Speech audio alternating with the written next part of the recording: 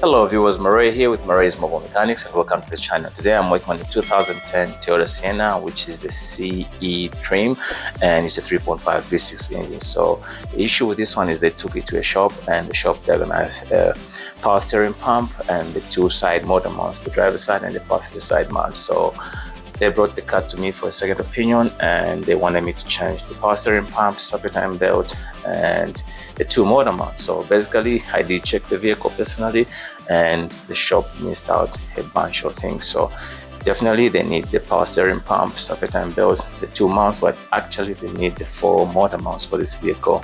They need the two front CV axle for this vehicle. They need the rear shocks and they need the two front struts, and also they need a tune-up. So basically I'm not gonna go too much into all that. I'll just go ahead and do what the customer wants me to do. So I did check that the racking pinion is leaking. So I did talk to the customer, but he's a busy person right now. He's not picking up the phone call. So I'll just go ahead and walk you through to what I did find besides what the shop did find, and then we'll go ahead and show you how to replace the power steering pump, serpentine belt, and the two motor mounts. So let me flip the camera and walk you through.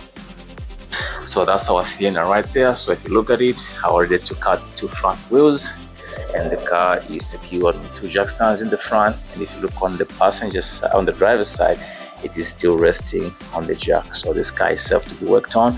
And if you go behind the vehicle, I've choked the vehicle to avoid the car from free rolling. So unfortunately I started making a video, but I took the belt out, but I'll show you how the belt where the belt is located and how to get to it. So let's get closer to the vehicle. I walk you through. So definitely you can see the power steering fluid is low. It's supposed to be on the max level right there, but it's too low right there. So the shop missed out the torque strut mount. You can see it's blown right there. It needs to be replaced. Also the front mount, so they only recommended the two side mounts, the one on the passenger side and the one on the driver's side. They missed out the front one and this torque strut mount right there. So let's head to the pump side. So like I said, I took out the wheel already. I used the 21mm socket with the impact wrench to take the lug nuts out and put the wheel on the side, and definitely have put a cardboard right there. There's a plastic cover that sits right here with two 10mm bolts, which I did take out using my impact wrench right there with a 10mm socket. So let's double check a few things. So where you get to the belt on this vehicle, it's always good, if you're not sure, make a drawing before you get the belt out or get a picture. So I'm using a gear wrench, 14mm socket with the wrench right here. The way you get to the belt is just pull on the tensioner just like so, and it releases the tension on the belt, and then you can take it out. Get a picture if you don't know the route, or make a drawing so that you don't get mixed up afterwards. I'm using Metro Pro Demand, so I'll check out the route right there. And either way, I've done a couple of these so many times, so I know the belt route. So when we come this side, this is where the pump is located. That's the pump right there. So you can see the CV axle is blown right there, and the racking pinion is leaking on the boot right there. So which means the ring or the seals inside the racking pinion are bad. So that is our power steering pump right there. So what we're going to do is we'll use a flathead screwdriver to loosen that clamp and then take that hose out. And then there's a banjo bolt right there. It's a 17mm banjo bolt, so we'll take that banjo bolt out, and then there's a switch on top. We have to disconnect the electric connection, but we can only see it once we take the banjo bolt out. So you're gonna need a drain to catch the fluid once the lines are disconnected. So the pump itself is held by two 14mm bolts. I'll show you in a minute, but right now let's walk to the other side. Check what else is going on. So you can see right here the boot is leaking right there. So definitely the seals in the racking pinion are gone, and also the CV axle right there. You can see the boot is done. So customer will need quite a bunch of things. You will need the two front struts. You can see these are gone. The rear shocks to the sky is bouncing like crazy, and it's hard to turn and hard to maneuver the steering wheel. So right now, let me pay attention to the power steering pump, the belt, and then the two motor mounts. So let me set myself up, and then we go to the power steering pump. Hello viewers, so you can see the hose with the clamp has been removed. I used the flathead screwdriver, and you can see the other hose for the banjo board is also out. I used the 70mm wrench, and if you look on top right here, our electric connector has been disconnected. It's actually a press and pull tab, and all those are out. So that's the banjo board right there. I believe the new pump comes with the new crash washer, and for the banjo board I use a 70mm socket, and for the clamp I use a flathead screwdriver. And this is the pump right now. So the pump itself has got two bolts, 40mm bolts. There's one, I don't know if you'll be able to catch it, but let me set myself up properly. We take a look. So the pump itself has got two 40mm bolts, one right there. Let me try to focus a little bit. Yeah, there's one right here, and there's one on top. So let me take those out. They are both 14. One is longer, one is shorter. I'll show you in a minute. Hello viewers, so right now this is how I'm getting the top board out. I'm using, if you look right there, I'm using a 14mm socket, short one with the flex.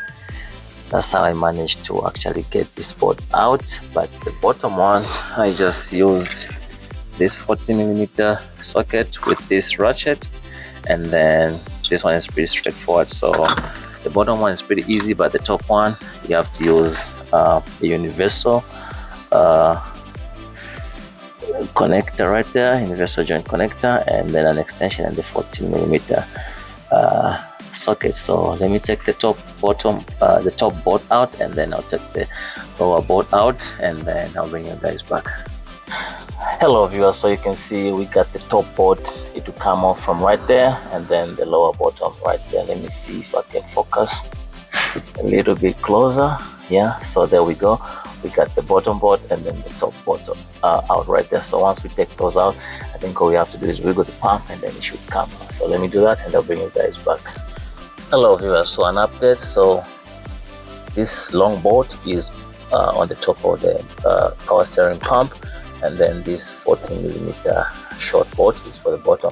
So right now the pump is right here. So once you take the two boards out, it's still held there pretty tight. So all you have to do is just wiggle it back and forth, and then the pump will come off just like so.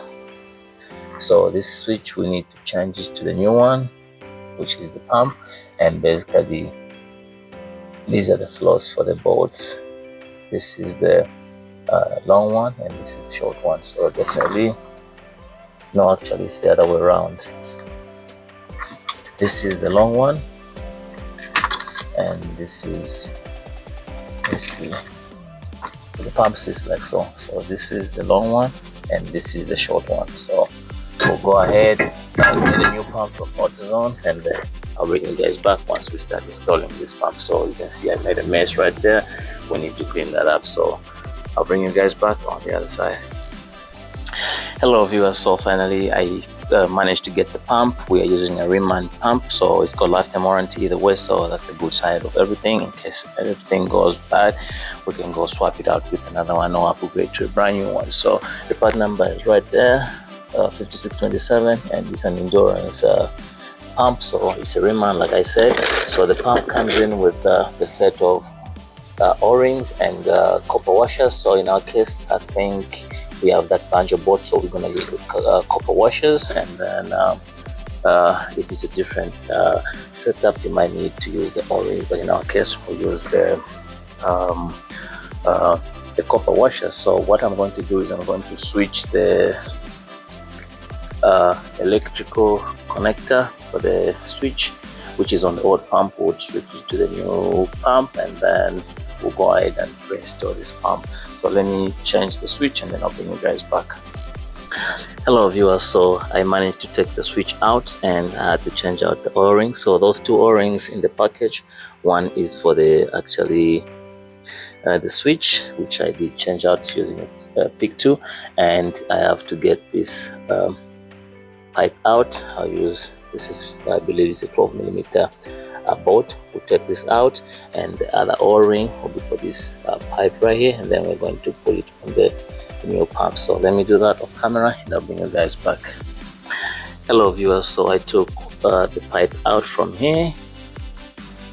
I took it out with the 12mm socket with the impact wrench, and then you can see the old o-ring right there, and I put the new one. So what I'm going to do is I'm just going to install this one right there, and then the switch on right there, and then I'll bring you guys back.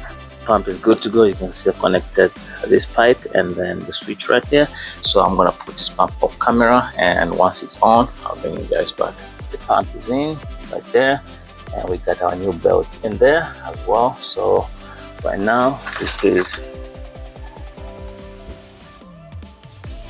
the belt route right there. I'm using for mutual demand procedure. That's the belt route, and this is the old belt that I took out. Hey, Daddy. What's up, man? How you doing? You feel it?